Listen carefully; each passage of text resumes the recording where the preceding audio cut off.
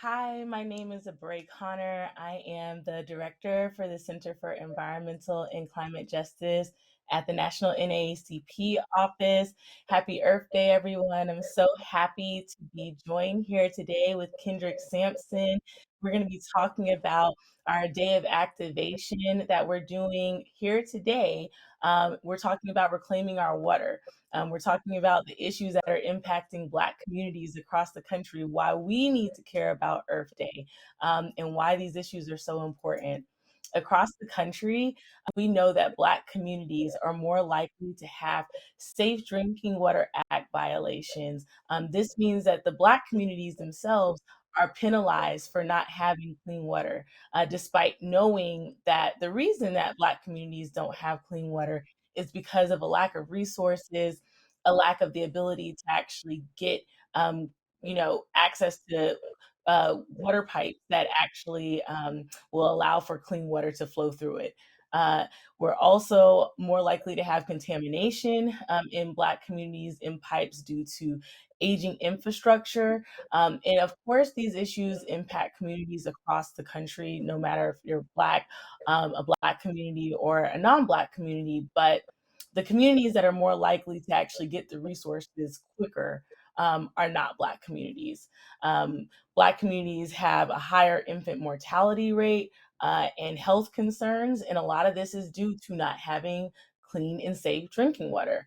And we're more likely to not have folks at the state level who are prioritizing Black communities when it relates to environmental justice and water issues.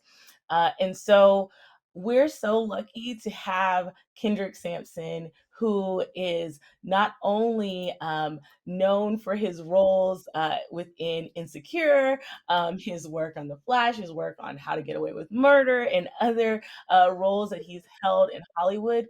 But he understands the importance of using his voice as an individual who is an activist and has been very prominently sharing that it's important for folks in Hollywood to be able to amplify and use their platform to help the communities that need it most. And so Kendrick is co-founder of Build Power, which is an organization that he'll share a lot more about. I'm really excited about the work that Build Power is doing as well to really mobilize and engage communities on the ground, which is exactly the kind of work that we love to support and love to partner with at the NAACP and our Center for Environmental and Climate Justice as well. And so thank you so much for joining us today. Happy Earth Day, Kendrick. Hey, And happy so Earth Day. happy Earth Day. We're reclaiming our water today. Come on, Mama uh, Earth and Mama Water. So I love to start with hearing kind of what prompted you to think about and start along with others the build power.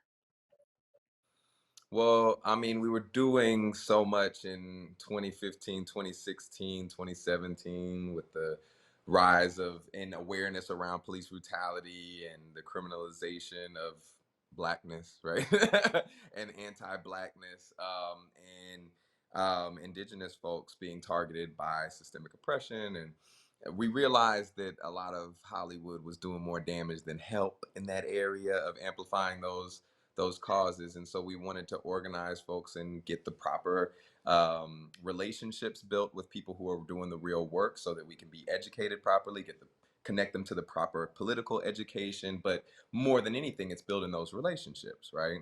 So we launched in 2019 as Build Power, and it was a influencer, artist, actor, creative led and driven initiative to leverage the power and culture to advance racial justice through a liberatory framework. So we're all about liberation. Everything we want to do is always to get people more free and to get us more free specifically.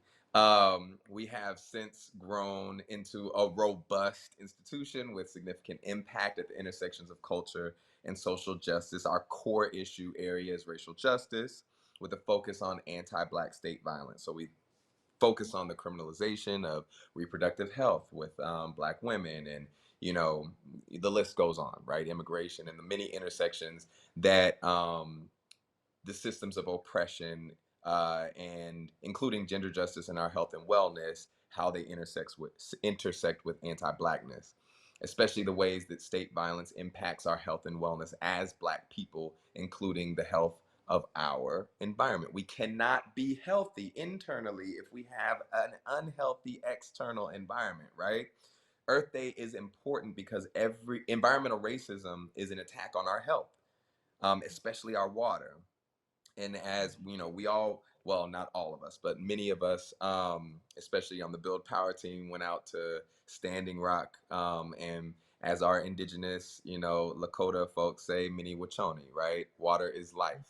We truly believe that, and we are excited about taking the time on Earth Day to educate our communities about this really important issue and encourage them to tap in with the NAACP to take action on the issue. I know a lot of time we think that environmental justice is a white thing, or it's like not in our communities, but honestly the biggest impact is focused on urban areas where we live. Right. The poisoning of our water. Flint didn't just happen, right? It is centuries, decades of neglect, targeting, and dumping. We can go on and on, but I'll just leave it right there. That's how Build Power was created. We launched in 2019 to organize Hollywood for these issues, to make sure that we are doing our part. Oh my gosh, I have chills because yes to all of that. And I love especially the focus on liberation and understanding like the fact that at the state level and at these, you know, positions of power that are supposed to be to actually ensure that resources are actually getting to our communities, that they have, to your point, for centuries and for a long period of time they've used that and weaponized it against us. And so I Yes. love I love that. I mean, and actually, when we think about Earth Day itself, right, like the day of Earth Day, I know when I was growing up, I, to your point, I never really saw people who looked like me in the environmental space at all. I definitely didn't see people on Earth Day, in communities and my friends and folks that I knew being like, hey, let's go do something for Earth Day. It seemed like that was something for people who didn't look like me to go out and do something to make themselves feel good about the earth, but not really connecting it to the issues, to your point, that are impacting our communities the most. I mean, I Absolutely. know, yeah, it's like Earth Day, right? Like it seems like over the years, what it did was really kind of exacerbate and perpetuate this disconnect of the people who already have and the people who did not have, right? And so I think that Earth Day started back in 1970 for folks who may not know, and it actually heavily lifted from the civil rights movement, and you would never know that, right, from what we've seen from Earth Day. But now we're finally starting to make sure that we are part of these conversations, reclaiming our water, reclaiming Exactly. the space. Yeah, I mean, what did you, from your perspective, what were you seeing Earth Day look like? I know you talked about like kind of the environmental space more generally, but You for Earth Day, know, do you? I think it's funny because I've done a lot of stuff. Like I did a campaign with Kiss the Ground a while ago on composting, and I was like, they were talking about composting as like a way to like regenerate land and save the world. And I'm sitting there like, composting is what we did because we were country. Like, I got my black folks. My dad was like, you're not wasting that, right?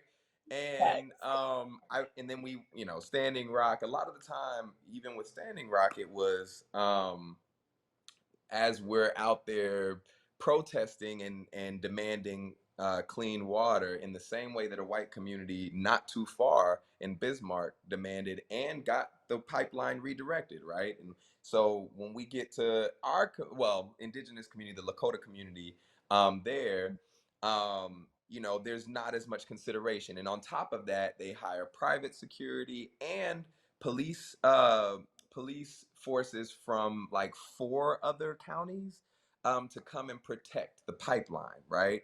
And so The I think what happens, especially with Black communities, Indigenous communities, communities who are often marginalized and attacked, um, I think we get caught up in all of the other aspects and intersections within the environmental justice movement, and we focus on how to break all of those things down just so we could get clean water. We have to fight the police, we have to fight legal, we have to fight our own representatives, to make sure that we have clean water. And then they're like, well, then that's a racial justice issue. No, this is what Earth Day entails. If you're not being intersectional about your approach to the environment, if you're not being intersectional about your approach to any social justice issue, and it's not including racial justice and its impact on Black people, then you don't have a real analysis. You Exactly. don't have Oh a my real gosh, political I love analysis that. about I it. love like that right there. You don't have a real analysis. Exactly. Like it's like, Ain't what no are Earth you Day actually without Black people. Ain't no Earth You Day know, without Black people. we Exactly. what is it, the what of civilization, like the birthplace of civilization, Yeah, right. Africa. From us. Too often, Yeah. Black communities are excluded from Earth Day and conversations about the environment, but build power partners closely with a few people. We've done work with Hip Hop Caucus and a lot of folks, but our ride or die is the Center for Cultural Power. They have a climate woke campaign to center Black communities and other communities of color to resist that racist framework. Black communities are breathing polluted air and drinking polluted water because of racist policies and practices and corporations. We need a movement led by our communities to combat climate justice and advance holistic wellness, right? Yes. Save the Yes. trees type campaigns that are very important, but did not include a social justice framework or civil rights framework, left us out. We need trees in our communities, right? We need trees planted. We ain't even trying to just save them. We need more. And this has started to change, but on the ground, Black-led environmental justice groups continue to need more resources to mobilize. So we need to get that to them, and we need to show them that we are involved. Exactly. No, that's absolutely the case. And I mean, we didn't even really get to talk about this before. And I should have mentioned, you're from Texas, you're from Houston, I'm from Florida. I mean, to your point, these are things that you grew up knowing because your Right, family had to incorporate, environmental practices because that was part of just the lifeline of being able to right, survive, right? Um, and absolutely. and again, it goes back to this whole conversation about us being the most impacted, us already having the answers, right? We already know Right, what we need to do. We just need a place at the table in order to share. And one of the things absolutely. that we and one of the things that and so I know that you talked a little bit about, you've actually talked a lot about like why this day is so important for Black communities, but I know Houston specifically has faced a number Yeah. of issues, and so I love to hear kind of from your perspective, You like a know, personal even Yeah, even thinking about in Fifth Ward, where it's like, there's a lot of flooding in Houston, yeah, and you need trees and land in order to soak up that water and that runoff. If you don't, you get more flooding, right? So there's things like that. There's a freeze that happened. We don't even got to get into how look, wild and ridiculous that was. I ain't ever seen snow in Houston. I grew up, born and raised there. I'm in change. my 30s now. And I was like, what is freeze? What is this? It's been over 50 years since the first Earth Day, yet Black communities continue to have higher rates of unclean drinking water, water pipes filled with contamination. Even in Houston, well, I can't even say even in Houston. I was devastated, but I wasn't surprised. Yeah, They've faced a number of boil water advisories because of an aging water system that is even led to local schools shutting down. The Department of Justice recently opened an investigation in Houston because the city was using Black and Latinx communities for illegal dumping. Even though Black communities face the most environmental racism, they have not been Wow. centered in the solutions. And this has to Yeah. change. And we got to be the Yeah. ones to change it, And we got to be you the know, ones to because change. and even and I'll even say, like you were saying, from Jackson, Mississippi, there's a personal like connection to wanting our communities and our people to be healthy. I don't just think of it as land. I don't just think, even though that's really important, and the land is part of our health, and we need to learn to love our land. Like that was how we got our vegetables. We didn't have a whole lot of fresh vegetables around, so we grew them in the backyard. It's Texas, right? But I don't just see it as that. I see my nephews. I got 24, 25 of them, my nephews and nieces. I see my grandmother. I see people inhaling toxins, and cancer rates going up, and infertility rates, and I don't want my nephews and nieces drinking unhealthy and unclean water and having to have their schools shut down. Yeah. So I think there's a very strong personal connection there. Yeah, no, that's so important. And to your point, it's about the having a place for the next generation to feel proud of Mm, and to feel like they can actually connect with, where they grew up, and feeling, like their culture is being prioritized in conversations about, I don't know, like their health, their mhm. education. I mean, environment is so prevalent in every single conversation to what you stated before. And I mean, one of the things that we've continued to see is, these conversations aren't new. Um, you have, for example, in a place like Jackson, you have a state government who is known for decades that Jackson needed a new water system, and has intentionally withheld the opportunity for their city elected officials, for their mayors, for their Black elected mayors, and for this 83% Black population in their state capital to be able to rebuild their water infrastructure system. I mean, Jackson only got funding from the state in 3 of the last 25 years. And when you Wow. think about that, yeah, right. When you think about that, and when you think about the fact that you have people in these positions who are making decisions every single day to say, you know what? We know that this is a Black community that actually needs these resources, and we're going to say no every single time. And I know that Bill Power, similarly to the NAACP, really prioritizes the voices of folks who we're hearing on the ground who are saying, hey, we've known that we haven't had clean drinking water for a number of years. We've always had to use bottled water. And a lot of people can't fathom the fact that there's an entire state capital who, most of those people, for their entire life, they have never used tap water. They have used bottled water for their Wow. entire life, and that is a normal thing. And so we actually, after hearing from residents, and from our local branch, our state conference, about these issues, we actually decided, enough is enough. To your point, like, we're gonna have to be the ones to come up with the solutions. And I testified in front of Congress last September, to talk about the water issues, and to say that there needs to be more resources that are actually poured into Black communities for there to be clean drinking water, because we can't rely on, these state governments who have demonstrated over and over again they don't want to help us. So I think we're gonna watch a short clip of some of the advocacy that we did, to uplift the voices that we heard on the ground. Our testimony was really important to highlight that Black people cannot be left behind whenever it comes to investments from the federal government.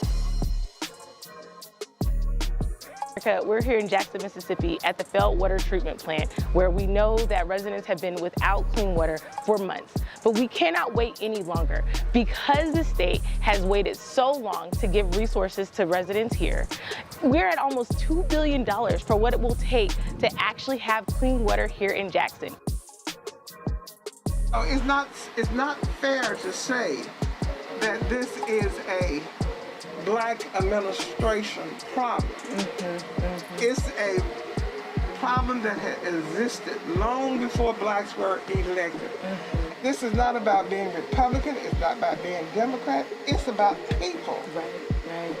You want the best for your people. Right. So, I mean, we see what's happening in Jackson. We see what continues to happen in Flint. We see what's happening in Houston. Tell me, let's actually take this a little bit back.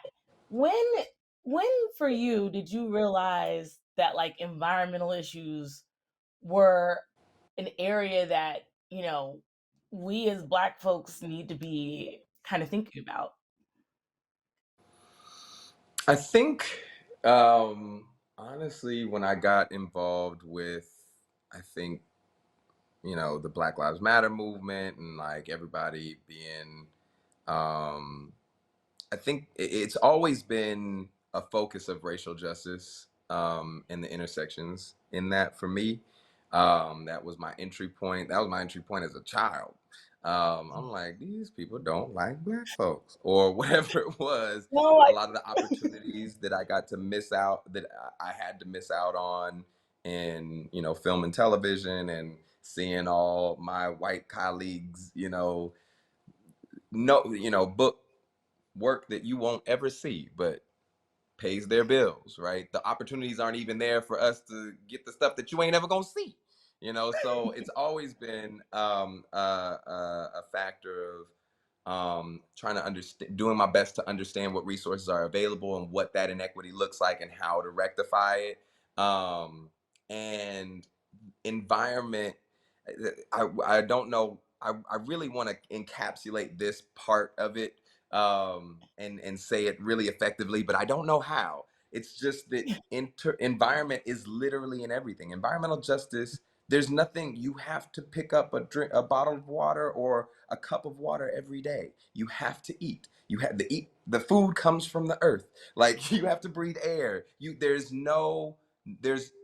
there is no intersection of life. Brushing your Yeah. teeth, pooping. There is literally no intersection of life that does not involve in my environmental justice and making sure that we Yes. have a healthy environment to live in.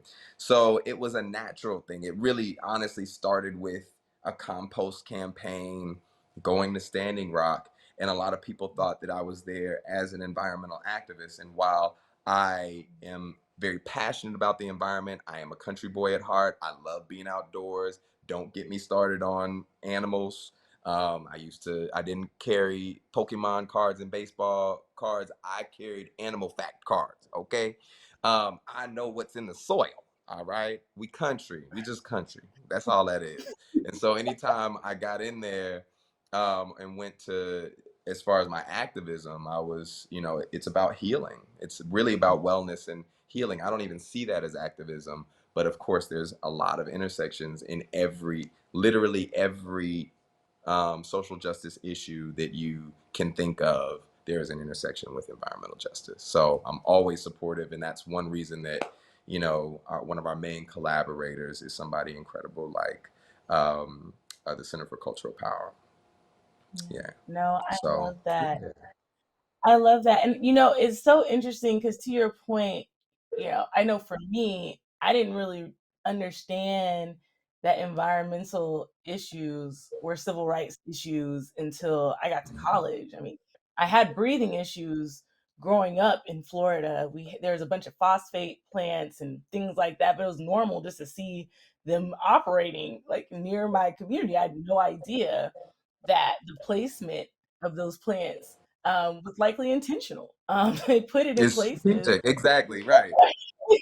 They put it in places where they don't think that you're going to know or challenge the decisions. And so I had these respiratory issues, but I just thought like that's normal. Everybody has issues like that. Like why, like people just have breathing issues. Um, Right. and for And then me, you I find had like, out. yeah, So at the launch of Build Power, funny enough, Fabiana, who runs Center for Cultural Power, gave an incredible um, presentation. It was like 2 minutes or something like that. But she has this thing, right? And I saw it somewhere else, and I was like, "You got to do that here." Where she has these slides, and she goes, "Next." She's like, the worst problem, the forced migration that happened because of slavery, was one of the worst things that ever happened to the environment, and bringing all of that over to America. So we can basically say that it was caused by white supremacy. Next. And she goes, and I was like, right, right, oh, she right. These are the started. facts. I mean, these are the facts. I Yo. mean, it And then really is. she literally she went to the urban areas and showed how the pollution was concentrated in black areas and brown areas. And she had this whole presentation that opened my mind the first time I saw it, to the point that I was like, I was already passionate about environmental justice, but to see how the justice was concentrated in our lives, in our communities, that I would say is the catalyst. That was the catalyst for me to be like, okay, got it. Yeah. And to your I'm point, dedicated to this fight. yeah. And to your point, I mean, oftentimes, right, and it's by design, just like oftentimes in curriculum in general, you being from Texas, me being from Florida, don't know if we have to even go down that path, right? By design, those intersections. CRT. Right. You said it. Um, those intersections are not made, right? That an environmental, decision is really a civil rights and a racial justice decision. And I knew I wanted to do civil rights work, but I was like, well, I want to make sure I'm helping Black folks. I want to make sure I'm doing social justice work.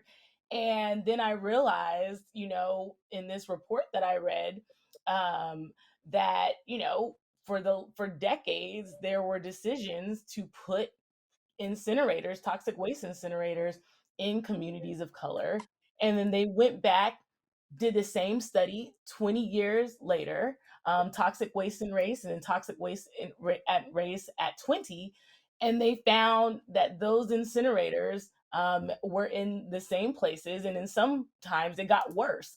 And so the information was out there, and these companies not only continued to make those decisions, but in some instances made more of those decisions. And so that's, like even when we think about the history of why we even need to have an environmental justice movement as opposed to just saying we're environmentalists. I mean, it literally births from the conversation that we were left out of those conservation kinds of movements, those conversations. Right. I teach, my students at UC Davis, and I share with them we cannot actually have a conversation about environmental policy without having a racial justice and environmental justice conversation as well.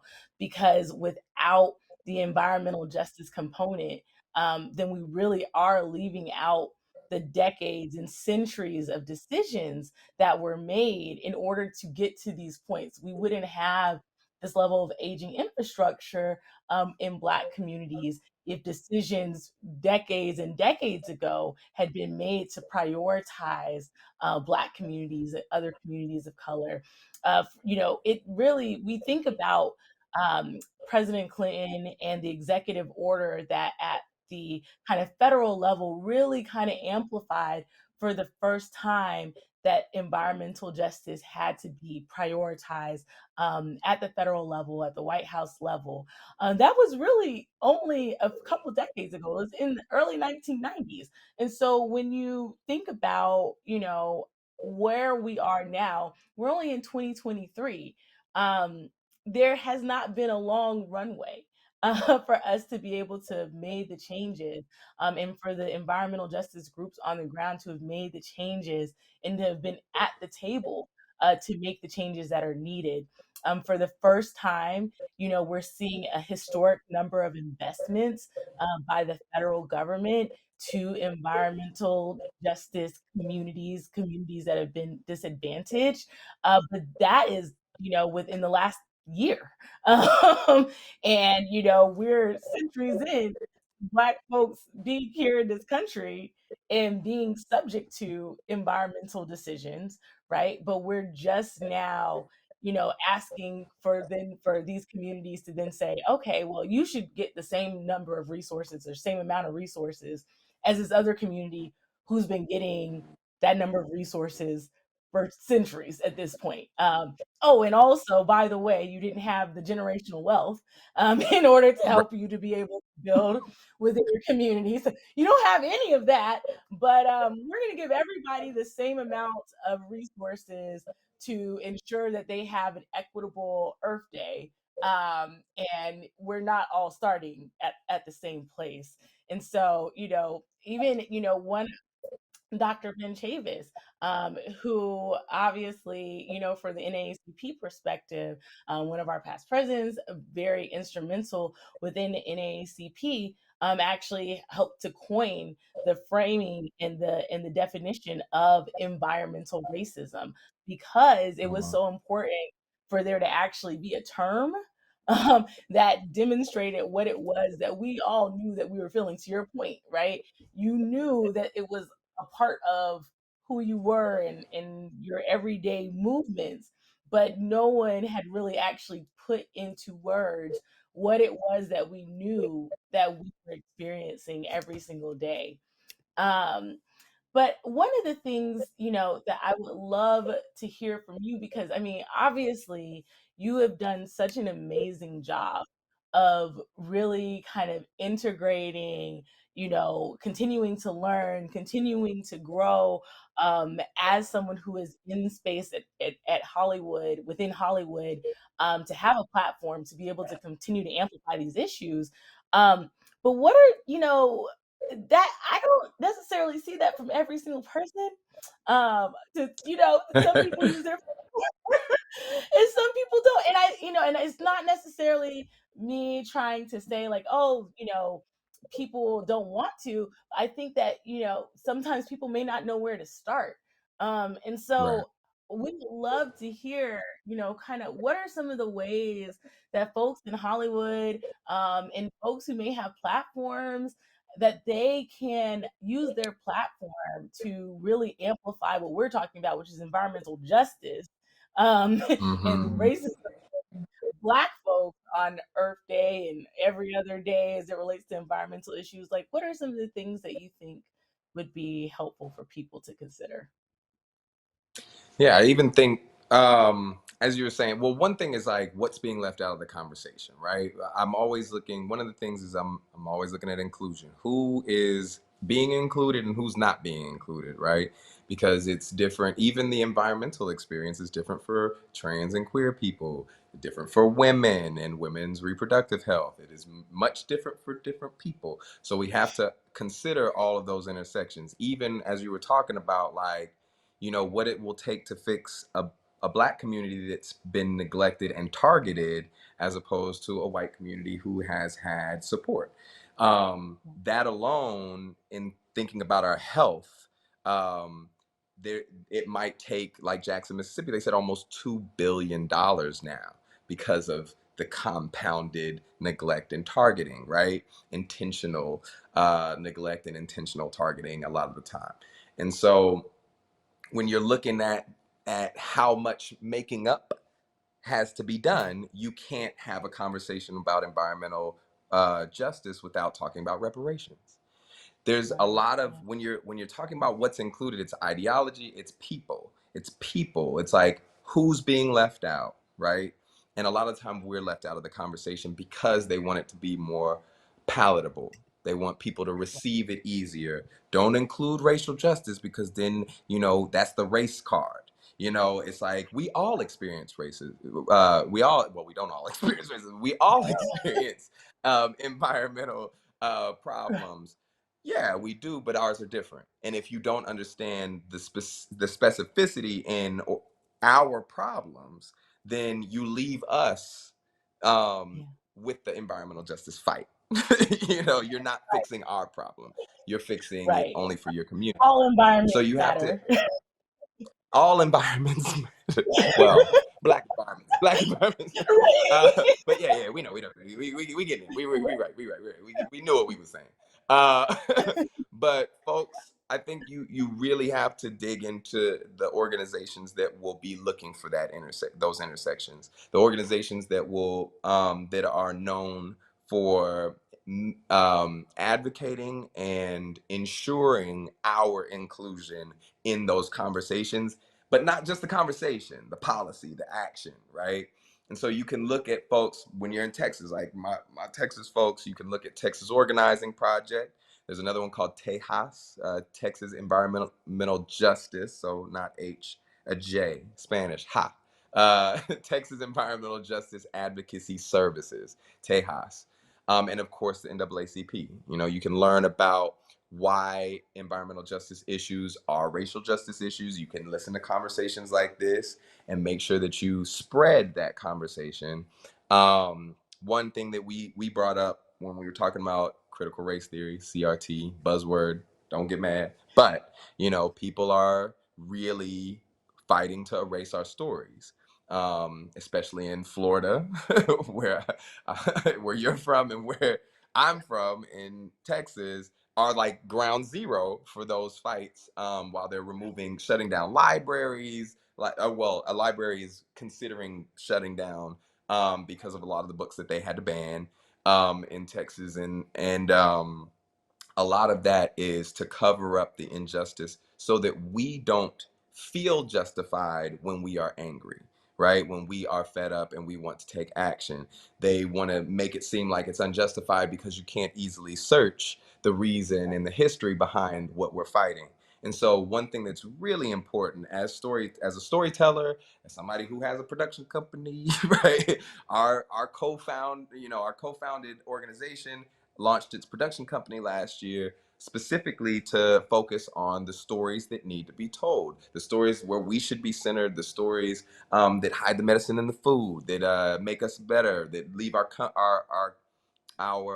communities better than we found them. And we believe at Build Power that healthy narratives equal healthy communities. And a lot of the time, the people that tell our stories, our narratives, give very unhealthy narratives forced on our communities. So we need to tell the healthy stories about our communities. We know what our communities need more than anybody else. So we need to amplify that healthy vision, right? And the solutions that we need. And we have to search and work together to find that, collaborate and build community around those things. Donate to environmental justice groups that have Black and other people of color in leadership, and are making sure we're included. Okay, it's all about the action. Okay. They can use their platform. You can whatever platform you have, no matter how big or small it is. Some of the people with 70 million followers are following people with 30. Yeah. It's or even talking to people in Yeah. their family. So use whatever platform and voice that you have to amplify the stories of Black communities who are suffering and need more resources, like this conversation today, and also any solutions and exciting things, clean energy, solutions that we know are working, composting. Show your country grandma like mine, in the backyard, digging up and planting in there. Sometimes we don't have much space, but we use a balcony, whatever it is. God. Make sure that we are amplifying those solutions and showing how much we love Mother Earth. I love that so much.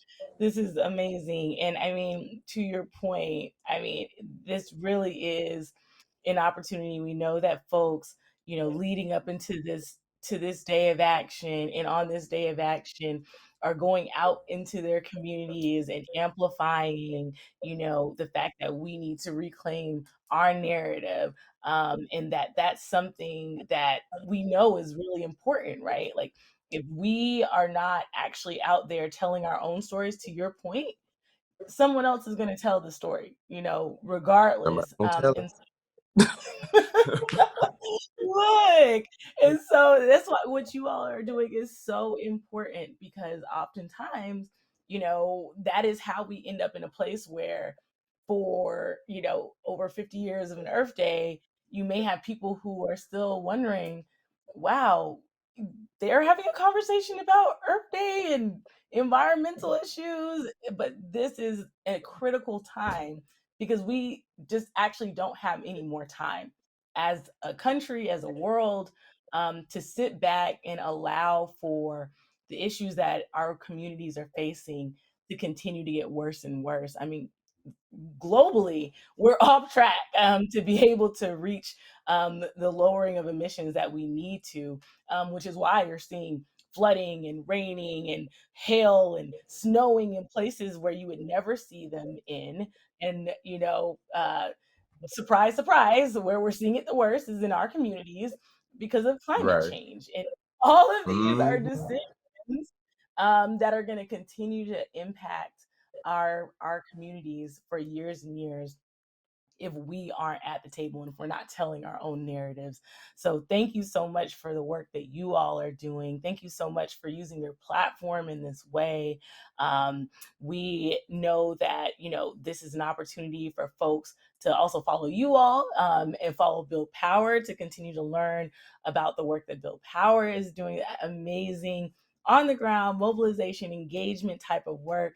And Kendrick, thank you so much for your leadership as well, in really demonstrating, in a model type of way, how you can be in a space that has traditionally not tried to create or encourage, folks with a platform to be able to speak out in this way, but that you're willing to do it regardless, because the urgency of the conversations that need to happen.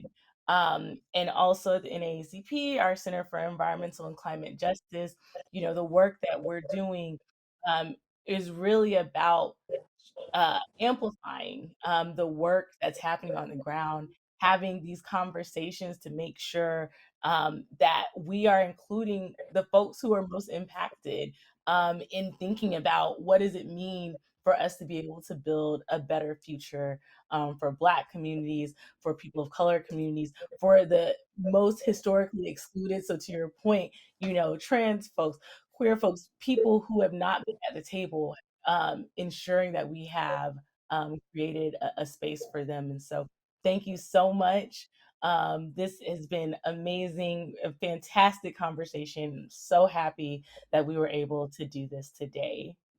Listen, you said reclaiming our water down there. We about to reclaim Earth Day, okay? We about to have our Reclaim thing Earth Day. day. All right. No, I love that. I love that. Yeah, absolutely. And that fits right in with Build Power's mission statement, which is to reimagine and realize the beautiful future we know we deserve.